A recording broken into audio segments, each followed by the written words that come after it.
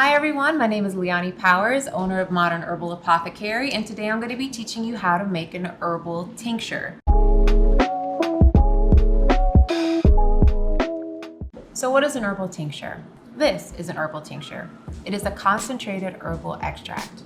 And what that means is that you're placing the herbs in some form of liquid, which is called the menstruum, be it alcohol, glycerin, or vinegar, and you're extracting out the parts of the herb that you need to use as medicine.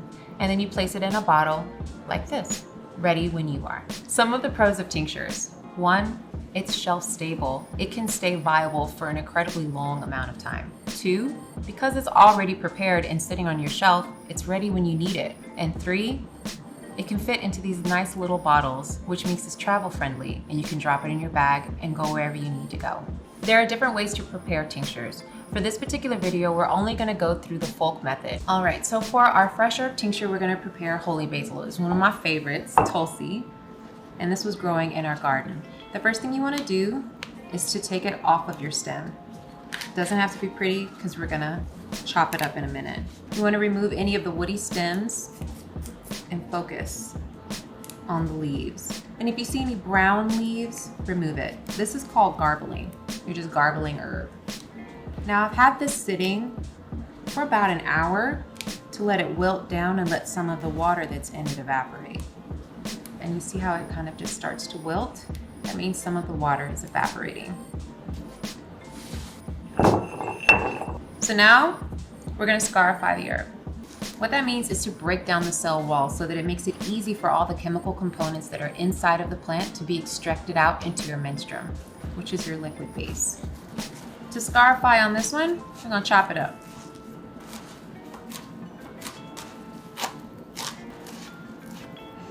I wish you guys could smell this. It smells so good.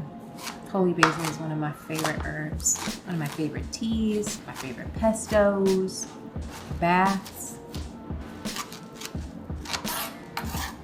She's ready to go. After we have done all of our scarifying and broken all of our cell walls, we have to figure out our ratio. With a fresh herb, you want to make sure that you're covering over half of the container. You can go a half to 3/4 in the folk method. So you're just going to place it inside of your jar. You want to pack it in, but not so tight that the menstruum can't get through. And that is about a little bit over half. And when you're looking at the jar, you want to look at it as a total. We're not just going to that first line. We're going to be filling it all the way up. Nicely packed, but again, not so tight that the liquid can't seep through. Now that you have your herb placed in your jar, it's time for you to add your menstruum. You can use glycerin, vinegar, but today we're going to be using alcohol. Alcohol is what's going to last the longest on your shelf. I'm using 70% alcohol. It started off at 190 and I diluted it down with water. If you don't have pure culinary solvent, that's okay. You can use brandy. A lot of people also use vodka. And you're going to submerge your prepared leaves with your menstruum.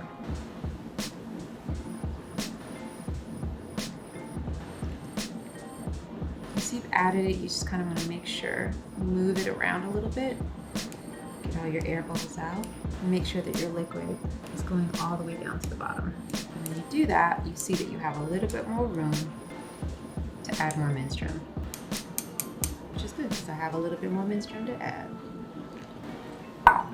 You don't want to overfill it so that it makes a mess when you close it up or when you open it. And the herb is also going to expand a little bit with heat. All right, everything is pretty much full and it's time to put your lid on. I always like to place a sheet of parchment paper in between the glass and the lid.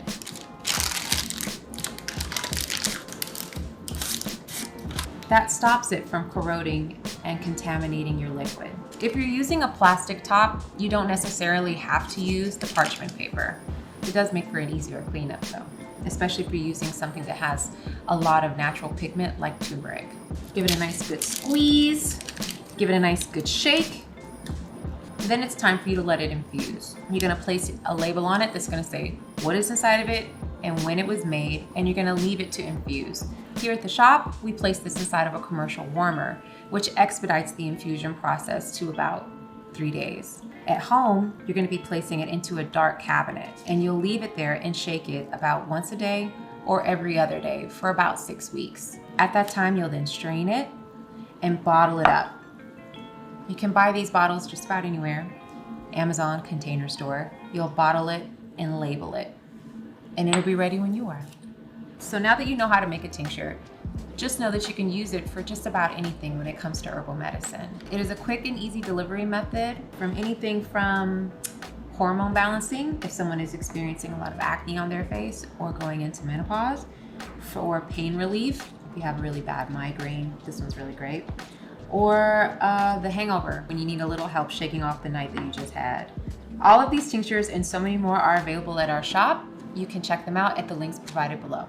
I hope you found this video to be informative and the process to be easy to follow. If you have any questions at all, leave a comment down below and let us know about any creative tincture applications or formulas that you come up with. I love to learn from you.